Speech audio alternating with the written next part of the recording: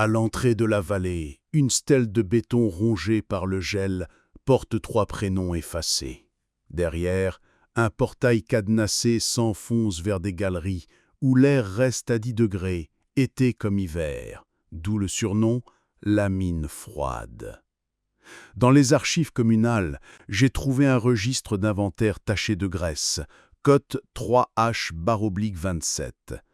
Au feuillet 62, une ligne encre bleue. Équipement de formation, lot orphelinat Saint-Géraud, 18 lampes, 6 harnais, 0 reçu. 0 reçu. Aujourd'hui, on enlève la poussière et les excuses. Abonnez-vous pour ne rien rater des prochains volets. Ici, on démonte les légendes et on nomme les responsables.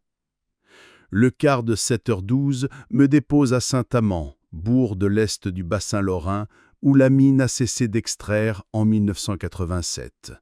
Depuis, tout a l'air ralenti. Les façades s'écaillent, l'ancien lavoir à charbon sert d'entrepôt de palettes, et la sirène qui rythmait les prises de poste ne hurle plus qu'aux commémorations. On disait qu'un fantôme gardait le puits 4, me glisse le chauffeur en rangeant sa monnaie. Je lui réponds que les fantômes sont utiles. Ils avalent les questions. La mine froide n'est pas un site classé. C'est un trou humide sous un promontoire de hêtres, fermé par un grillage et une pancarte jaune. Accès interdit, risque d'effondrement. Une rumeur en fait un frigo naturel où des contrebandiers auraient stocké de la viande dans les années 1990. Ce n'est pas totalement faux. La roche garda toujours la même fraîcheur. Dans les inventaires de 1991, on parle de reconversion logistique. Mais on parlera surtout d'enfants. Je commence par la mairie. Le bureau des archives tient dans une pièce trop chaude où un radiateur claque comme un vieux moteur. Au milieu, des boîtes en carton avec des cotes écrites au marqueur. La secrétaire, Madame Proux, me dit « On n'a pas grand-chose.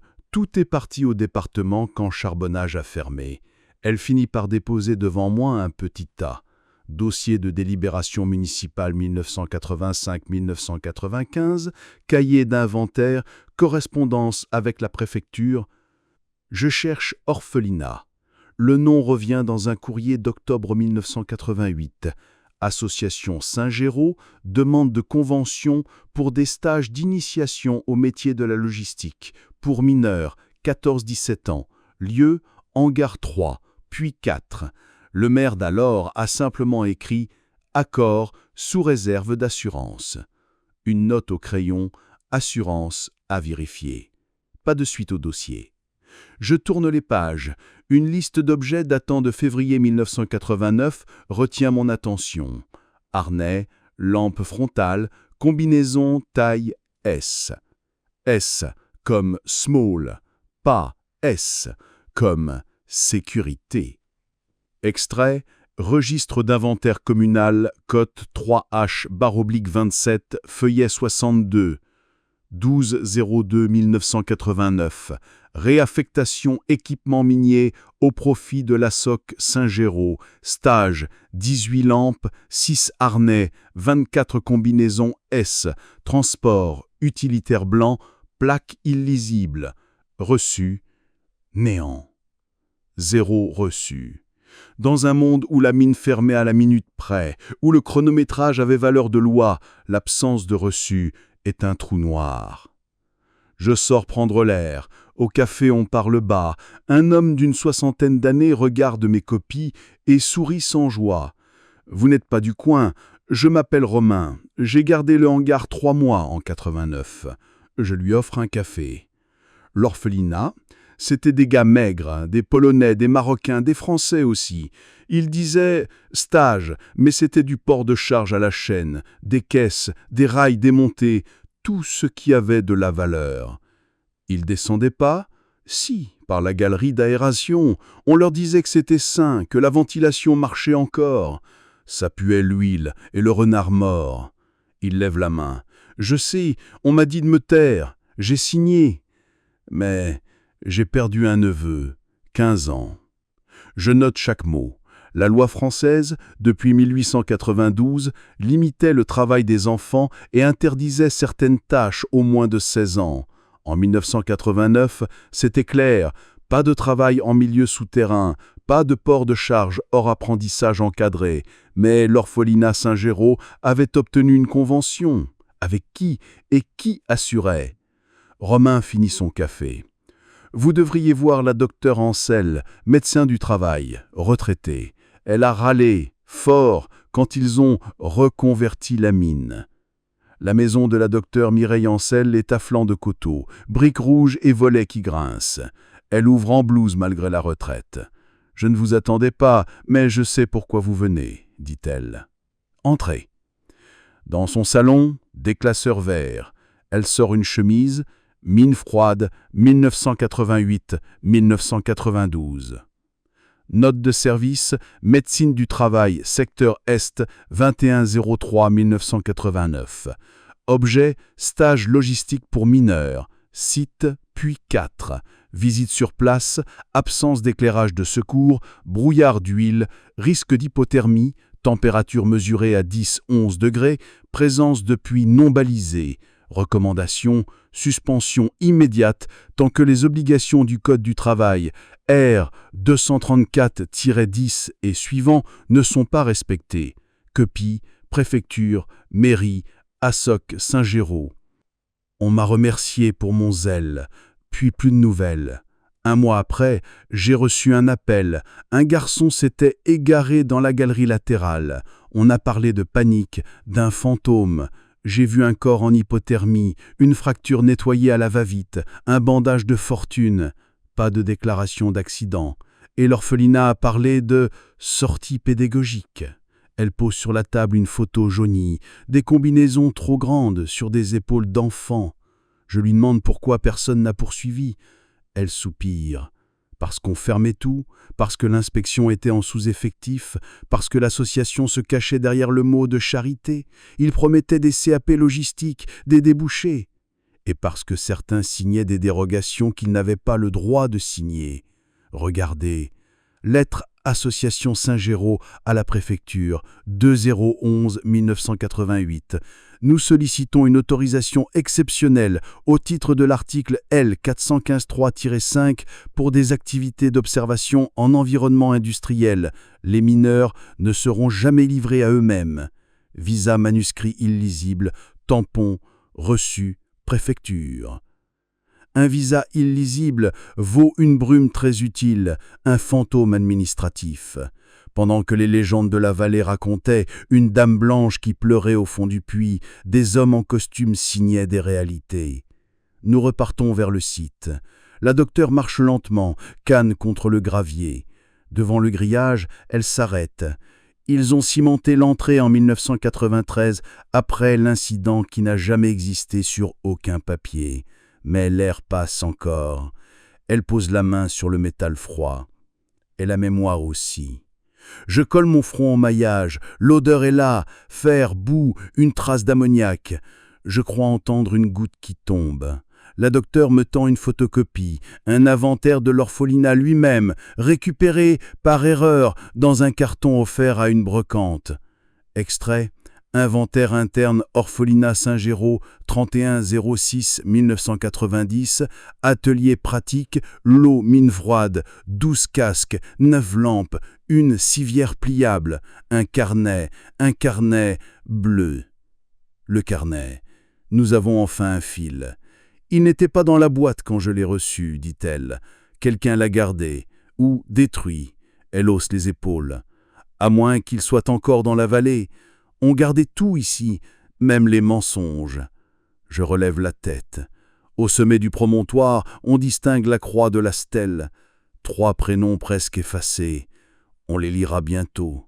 On saura pourquoi il n'y a eu jamais de reçu, pourquoi un carnet bleu a disparu, qui a signé un visa illisible, et on laissera les fantômes au compte. Ce que nous cherchons a des factures, des signatures, des heures de pointage. Sous la croix de béton, les 3 prénoms apparaissent encore quand on incline la tête. Sofiane, Piotr, Léo. Pas de date, juste les lettres rongées par le gel. On a coulé ça en 1994, explique Romain qui m'a rejoint. Une nuit, pas de cérémonie, juste un maçon qu'on a payé en liquide. La docteure Ancel hoche la tête. 3 garçons, morts la même année. On a dit accident domestique, accident de vélo, fugue. 3 versions, 3 mensonges. Je photographie la stèle. Le ciment a été coulé sur une base métallique, on devine des boulons sciés, comme si l'on avait recyclé un panneau interdit pour lui donner une forme de mémoire. Mémoire honteuse. À la mairie, je demande le registre d'état civil. L'archiviste m'apporte le volume 1990-1995. Je cherche. Sofiane, H. Mention déclarée disparue. 14 ans, 12-05-1990. Piotr, K. Accident de circulation. 15 ans, 03-09-1990. Léo, D.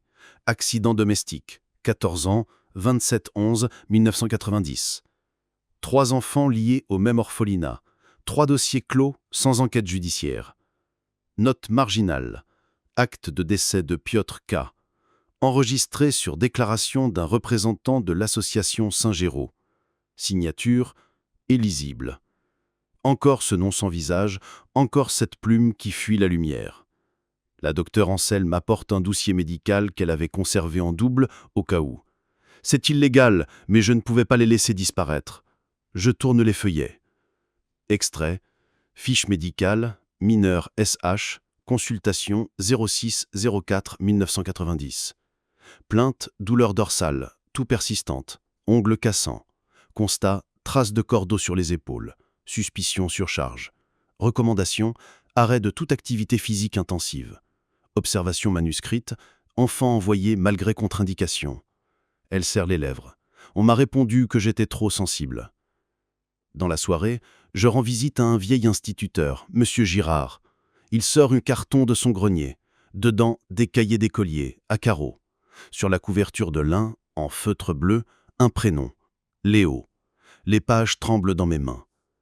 Carnet de Léo, février 1990. On dit que la mine respire la nuit. Quand on est dedans, on n'a plus d'âge. On doit porter des caisses de métal. Sofiane dit que c'est pour apprendre. Piotr rigole, mais après il crache. On n'a pas le droit de parler de ce qu'on fait. Si on dit, il nous enlève le stage. Mais sans stage, on n'est rien. Je garde ce carnet dans ma botte. Le fameux carnet bleu, ou une partie seulement. Les mots d'un enfant sonnent plus fort que n'importe quel rapport. Et ce qui glace, c'est la répétition. On n'a pas le droit de parler. J'interroge l'instituteur. Pourquoi avez-vous gardé ça? Il baisse la voix, parce qu'un soir, un homme de l'association est venu ramasser tous les cahiers. Tous, sauf celui que Léo avait oublié dans son pupitre. Le lendemain, il ne revenait plus à l'école. On nous a dit qu'il avait déménagé. Girard allume une lampe. Vous comprenez, ici, on savait qu'il y avait des morts. Mais on avait peur. Peur de perdre le peu de travail qui restait. Peur que la mine ferme pour de bon. Alors, on s'est tu. Je retourne à la pension où je dors. Dans ma chambre glaciale, j'étale sur le lit les pièces. Photocopies, cahiers d'écolier, extraits d'état civil. Un puzzle où les fantômes n'existent pas, mais où les signatures, les visas illisibles et les registres effacés dessinent une vérité. On a utilisé des orphelins comme main-d'œuvre gratuite sous couvert de charité et de formation. Et quand ils mouraient, on maquillait. Au bas de la page du carnet de Léo, une phrase écrite en majuscule, à l'encre plus sombre. Si on ne sort pas, on reste dedans pour toujours. Je n'arrive pas à dormir. Le bruit des gouttes de la mine semble monter jusqu'à la fenêtre. Le lendemain matin, je retrouve Romain au café. Il fixe le cahier de Léo posé sur la table. « Pas celui dont on parlait, dit-il. Le vrai carnet bleu, c'était un registre tenu par un éducateur. Tous les passages à la mine étaient notés dedans. J'ai vu mes initiales quand je signais la remise des lampes. Où est-il » Il baisse la voix. « Chez quelqu'un qui a peur, ou dans une armoire qu'on n'ouvre pas. » À la préfecture départementale, je demande l'accès aux archives sur l'association Saint-Géraud. Le préposé hésite. Puis, comme souvent, c'est une erreur d'étiquetage qui m'aide. Une chemise bleue, coincée entre sport et sécurité civile. Sur la couverture, Saint-Géraud, convention mineure. À l'intérieur, des photocopies mal reliées. L'une attire immédiatement mon attention. Extrait, courrier de l'inspection du travail, 14 juin 1990. Visite du site dit Puits 4. Présence constatée de mineurs en activité non conforme aux articles L-211-1 et suivants. Signalement adressé à la préfecture et au procureur de la République. Recommandation, suspension immédiate. Annotation au crayon rouge, à classer, pas de suite. Pas de suite. Le tampon officiel efface la douleur de 3 adolescents comme on efface une faute de frappe. Je montre le document à la docteure Ansel.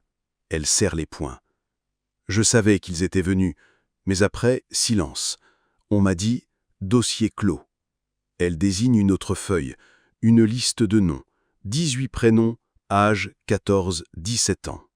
Tous marqués « stagiaire logistique ». Sofiane, Piotr, Léo y figurent, mais aussi d'autres jamais mentionnés dans les registres municipaux. Où sont-ils passés? À ce stade, je contacte un ancien mineur, M. Koenig, aujourd'hui octogénaire. Dans sa cave, il garde des plans de galeries roulés dans des tubes. Un est marqué « ventilation secondaire, Puits 4 ». Il déploie la carte. Regardez-la. Ce boyau a été fermé en 1978, trop instable. Mais ils y ont renvoyé les gosses pour porter les câbles. J'ai entendu qu'un mur s'était effondré. Pas officiel, évidemment. Note marginale au crayon. Plan de 1978. Éboulement zone 3B. Accès condamné, danger mortel. Koenig me fixe. Si le carnet bleu existe encore, il doit être planqué dans ces galeries. Les éducateurs prenaient tout en note, heure d'entrée, heure de sortie. Et quand 3 enfants ne sont pas ressortis, alors ils ont arrêté d'écrire. La nuit, je retourne près de la grille avec une lampe torche. Le vent sort de la mine comme une respiration lente. Je pense à la phrase de Léo. Si on ne sort pas, on reste dedans pour toujours. Derrière le grillage, j'entends à nouveau les gouttes, mais une odeur de diesel flotte aussi. Quelqu'un est récemment entré. Le cadenas a été changé, brillant, neuf. Quelqu'un protège encore ce silence 30 ans plus tard.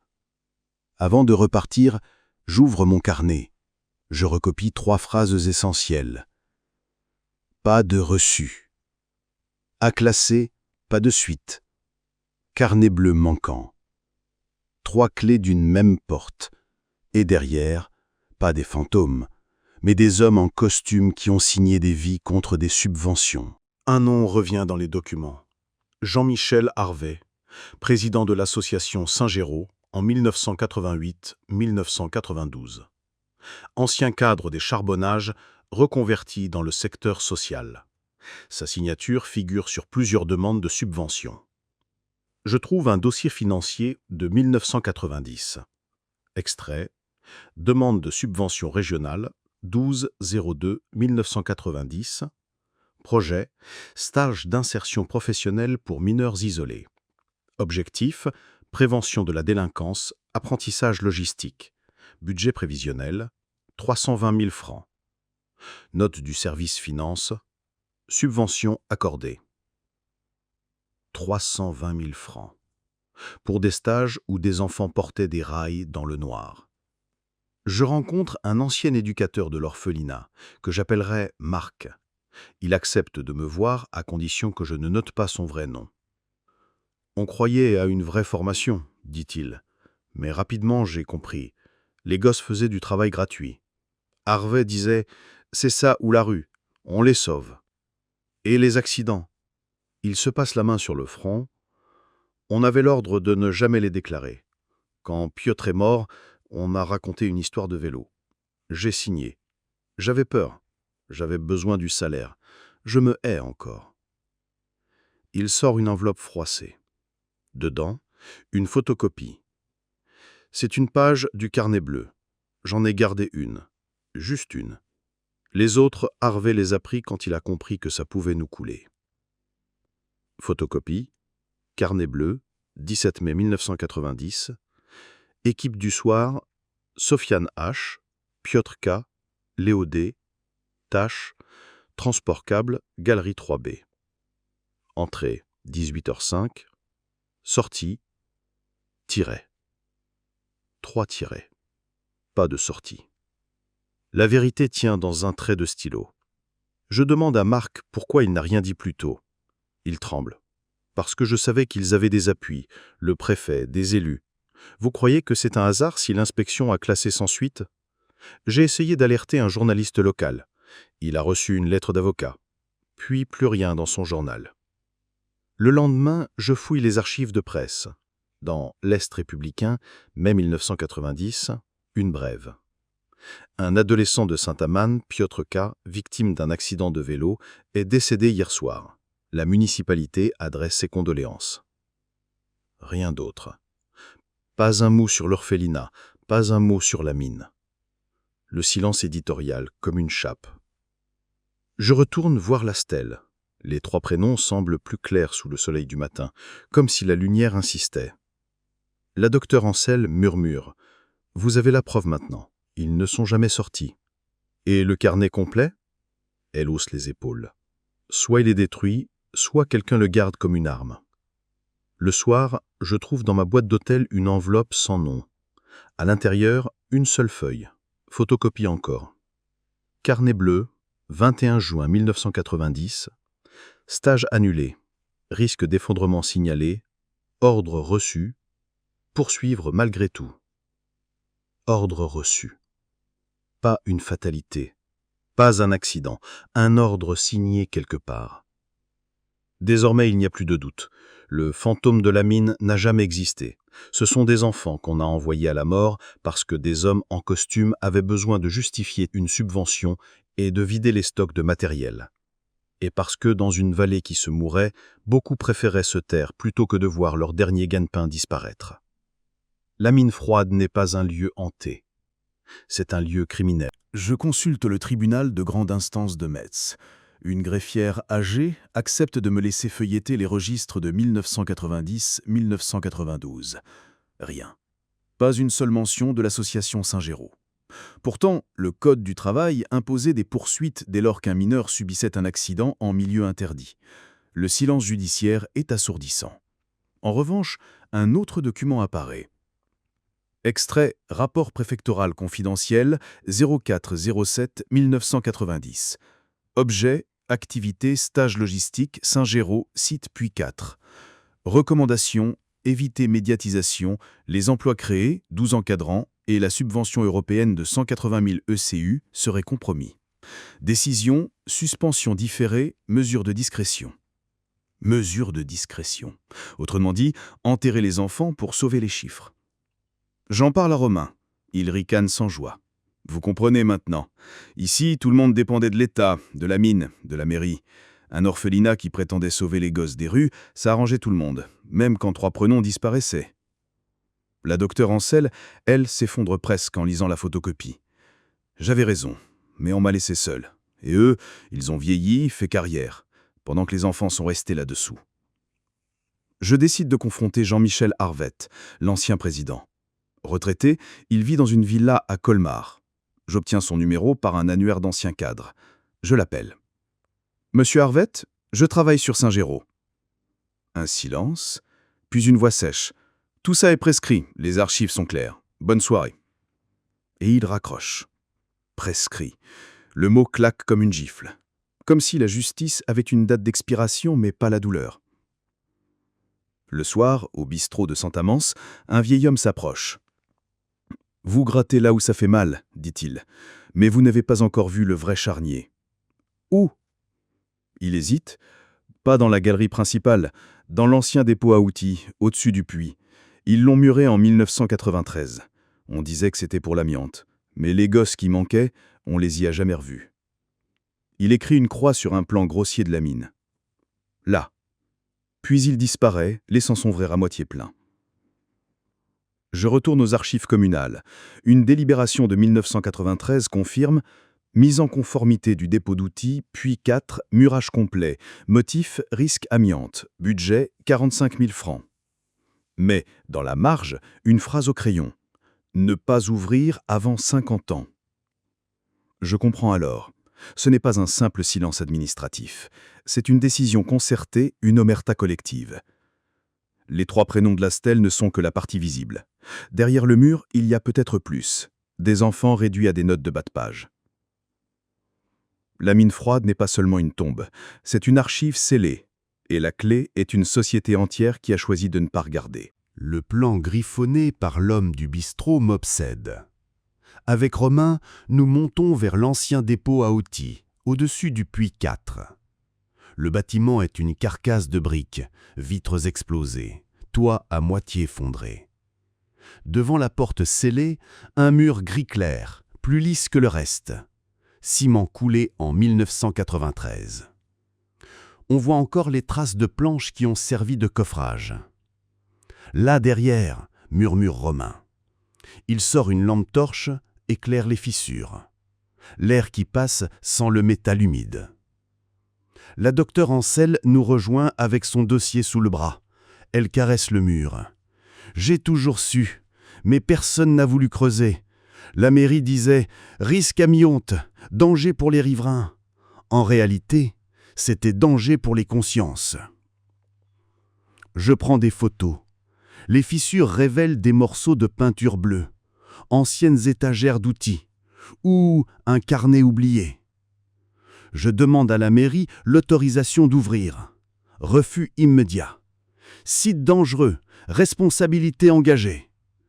Mais un fonctionnaire compatissant me glisse « Il y a un double de la clé du dépôt dans la réserve municipale.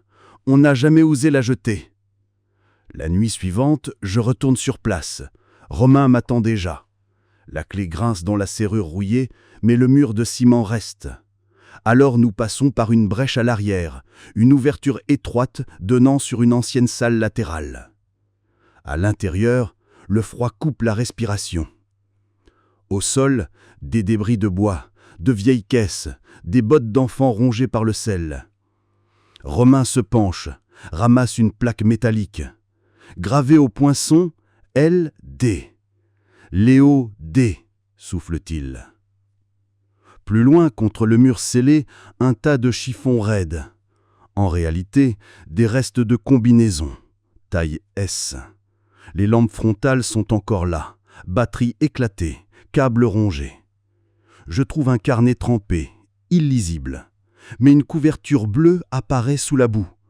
Pas le carnet d'école, pas un cahier d'enfant, un registre. Extrait, carnet bleu, fragment lisible. 36,90, équipe matin, 8 mineurs, entrée 07h15, sortie 7/8. 05690, équipe soir, 5 mineurs, entrée 18h00, sortie 4/5. Note, un manquant, accident galerie 3B, ordre reçu, noté absent, pas accident. Les chiffres ne mentent pas. Il manquait toujours quelqu'un.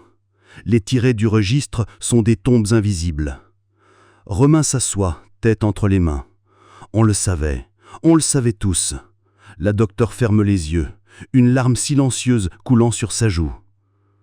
Au moment de sortir, j'entends au loin un moteur. Quelqu'un approche. Peut-être la mairie, peut-être pire. Nous éteignons les lampes, retenons notre souffle. Le moteur s'arrête, puis repart. Silence. Je garde le carnet bleu contre moi. Les pages s'effritent, mais l'encre subsiste. Chaque ligne est une preuve, chaque tiré une condamnation. Et dehors, la stèle avec 3 prénoms n'est qu'un rappel. Il y en a eu plus, beaucoup plus. La mine froide ne raconte pas une légende. Elle dresse une comptabilité macabre. De retour à l'hôtel, j'étale les pages bleues sur la couverture. Certaines lignes sont effacées, mais les colonnes demeurent. Entrée, sortie, observation.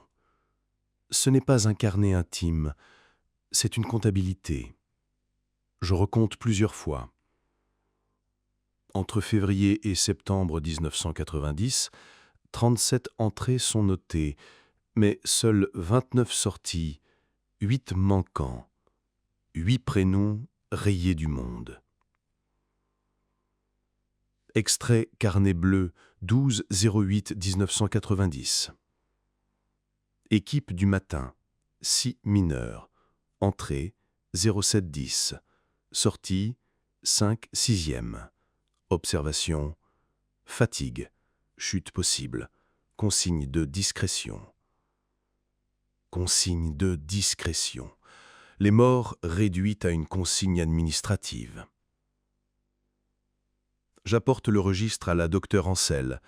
Elle le lit, blanche comme la chaux. 8 enfants, et seuls 3 noms sur la stèle. Les autres, personne ne les a réclamés. Je réponds « orphelin » ou « venu de trop loin pour que quelqu'un vienne demander ». Piotr avait une tante, Sofiane un frère, mais les 5 autres, silence total. Elle referme le carnet. Vous devez le publier. Pas demain, pas dans 1 an, maintenant. Mais avant, je veux comprendre qui a effacé. Je retrouve Marc, l'ancien éducateur. Quand je lui tends les pages, il recule comme si elles brûlaient. Vous l'avez retrouvé ? Oui. Pourquoi 8 manquants ? Il se cache le visage. Parce qu'on nous ordonnait de tricher. On disait « absent », pas « accidenté ». Arvette avait ses protecteurs. Chaque subvention dépendait de statistiques. On ne pouvait pas présenter des blessés, moins encore des morts. Alors vous écriviez des tirets ? Oui, et chaque tiret, c'était un cercueil sans pierre. Je cherche les familles. Une adresse de placement me mène à Metz, dans une ancienne maison d'accueil. Une directrice retraitée se souvient « On nous envoyait les plus durs, disait-on. En vérité, c'était surtout des enfants perdus, sans parents, sans avocats. » L'association venait les chercher en minibus. On signait à papier et on ne les revoyait plus. Dans un tiroir, elle garde une photocopie jaunie. Liste de transfert, datée du 1er mars 1990. Parmi les noms, 5 que je n'ai jamais vus dans les registres de décès. Pas de suite, pas de traces, juste des fantômes administratifs.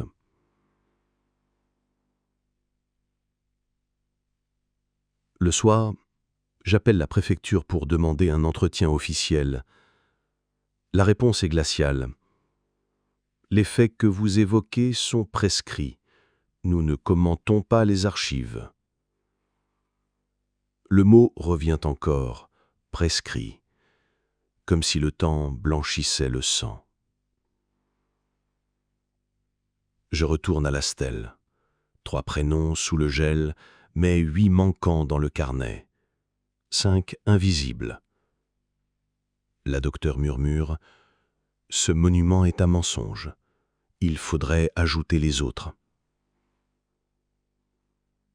Mais qui se souviendra de noms jamais gravés ? Qui portera les chiffres du silence ? À ce moment, un détail me trappe. Sur la dernière page du carnet, au crayon, une main a écrit « Ils nous ont comptés. » Mais qui nous comptera, nous ? La mine froide n'est pas seulement un lieu scellé, c'est un livre de comptes où l'on a rayé des vies comme des erreurs de calcul. En recoupant les subventions accordées à l'association Saint-Géroux, je découvre un schéma. Chaque année, les fonds européens jeunesse et insertion transitent par la préfecture, validés par un comité départemental. À la présidence de ce comité, à l'époque, un député-maire bien connu de la région, aujourd'hui encore figure respectée. Je tombe sur un compte-rendu de réunion du 15 mai 1990. Extrait, comité départemental d'insertion. Projet Saint-Géraud validé à l'unanimité. Résultat positif annoncé. 32 jeunes encadrés, 0 incident. Prolongation subvention 1991 votée. Annotation manuscrite. Ne pas médiatiser détail des activités minières. 0 incident. Pendant que le carnet bleu marquait 8 manquants. J'en parle à Marc. Il ricane. Vous croyez que c'était que Harvey? Non, lui c'était l'exécutant.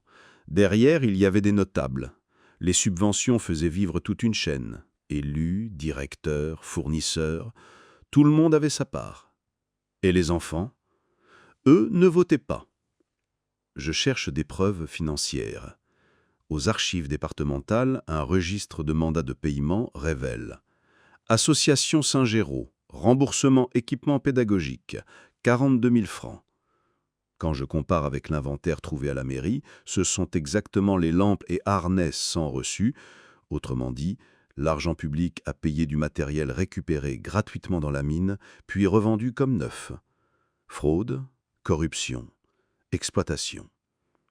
Et derrière, 3 tombes visibles, 5 invisibles. La docteure Ancel m'avertit.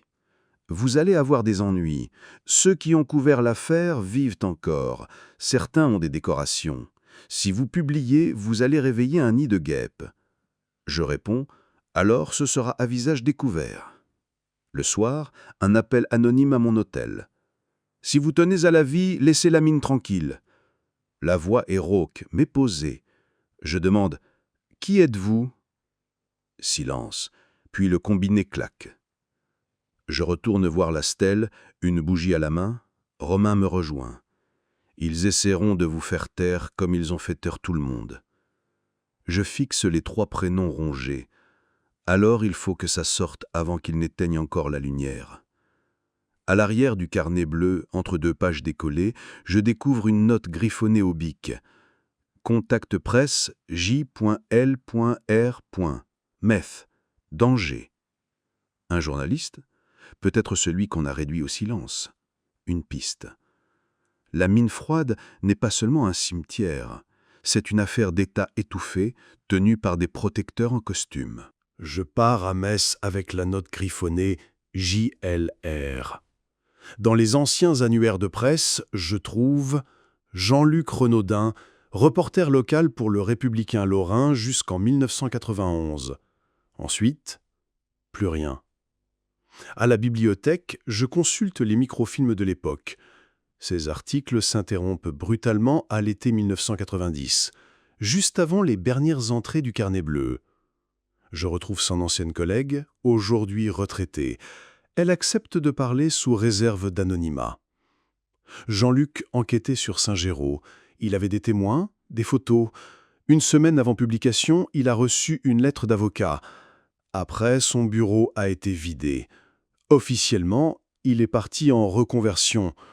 Officieusement, il a disparu. Disparu? Plus de contact, plus d'adresse. Sa voiture a été retrouvée sur un parking près de Nancy, porte ouverte, pas de traces de lutte. Dossier classé comme départ volontaire. Encore un fantôme administratif. Dans les archives judiciaires, je trouve la mention « Procès-verbal de gendarmerie, 17 août 1990 ». Signalement de disparition volontaire, J.L. Renaudin, 34 ans, journaliste. Aucun signe de violence, A classé. Toujours la même formule, A classé. Je retourne à Saint-Amance avec cette preuve. Romain serre les dents. Il a voulu parler. Ils l'ont fait taire. C'est ça la vérité. Pas de dame blanche, pas de minanté. Des types bien vivants, capables de faire disparaître un journaliste comme un gosse. La docteure Ancel enlève la tête. Vous comprenez pourquoi j'ai gardé des doubles. Parce que les originaux, on les efface. Le soir, dans le café, un vieillard approche. Il me tend une enveloppe. Dedans, une photo. 3 enfants, en combinaison bleue, lampe frontale allumée, posant devant l'entrée du puits 4. Derrière eux, une silhouette d'adulte en costume, floue. Au dos, écrit au feutre, Saint-Géraud, 1990, photo JLR. La photo du journaliste. preuve qu'il était sur le terrain. Je comprends alors que le carnet bleu, les tirets, les chiffres manquants ne sont pas seulement une mémoire interne. Quelqu'un avait déjà tenté de les dénoncer, et qu'on l'a effacé avec la même froideur que les orphelins. La mine froide n'est pas qu'un charnier d'enfants, c'est aussi la tombe d'une vérité qu'on a muselée. Avec la photo de Jean-Luc Renaudin, le carnet bleu et les registres, nous avons enfin un faisceau de preuves. J'organise une rencontre à la mairie de Saint-Amand. Dr Ancel, Romain, l'ancien instituteur Girard et 2 journalistes indépendants venus de Nancy. Autour de la table, les dossiers s'entassent. Je lis à voix haute. 18 lampes, 6 harnais, 0 reçu. Entrée, 18h05. Sortie, ordre reçu, poursuivre malgré tout. Le silence pèse. Puis Girard frappe du poing. Assez, on a caché ces morts 30 ans, moi je veux que leur nom soit gravé. Le lendemain, nous allons à la stèle. Les 3 prénoms rongés ne suffisent pas. Romain sort un marteau, brise un morceau de béton. Qu'il m'arrête, dit-il, mais je refuse que Sofiane, Piotr et Léo portent seuls la honte. Nous plaçons une plaque improvisée. Les 5 autres prénoms retrouvés dans la liste de transfert. 5 identités sorties de l'ombre. 8 en tout, pas 3. La nouvelle se répand. Quelques habitants viennent déposer des fleurs. Mais très vite, des hommes en costume apparaissent aussi. Le maire actuel tente de calmer. « Ce sont des histoires anciennes, il faut respecter la prescription. » La docteure Ancel lui fait face. « La loi prescrit, pas la mémoire, pas la dignité. » Quelques jours plus tard, un article paraît dans un journal en ligne. Titre « La mine froide. Des orphelins, exploités et oubliés. » Photo du carnet bleu, de la stèle brisée, de la note à classer, pas de suite. Les réactions affluent. Des familles dispersées réclament des comptes, des députés s'indignent. Le parquet ouvre enfin une enquête préliminaire. Mais déjà, les protecteurs répliquent. Un communiqué officiel parle de suppositions, de documents sans valeur légale. Jean-Michel Arvette nie tout. Nous avons sauvé des enfants. Le député maire d'alors garde le silence. Et pourtant, quelque chose a changé. Le mythe de la mine hantée s'effondre. Désormais, chacun sait que ce n'étaient pas des fantômes, mais des hommes, que la terre froide recouvre non pas des légendes, mais des crimes. Épilogue. En 2023, une cérémonie discrète a lieu. La stèle est remplacée par un monument sobre avec 8 noms gravés. Pas de discours officiel, mais des bougies, des larmes et un carnet bleu plastifié sous verre, à jamais exposé. La morale est brute. Le mal n'a pas besoin de spectres pour frapper. Il se nourrit de signatures, de subventions, de tampons à classer. Ce n'est pas la peur du surnaturel qui tue, mais la lâcheté et le silence.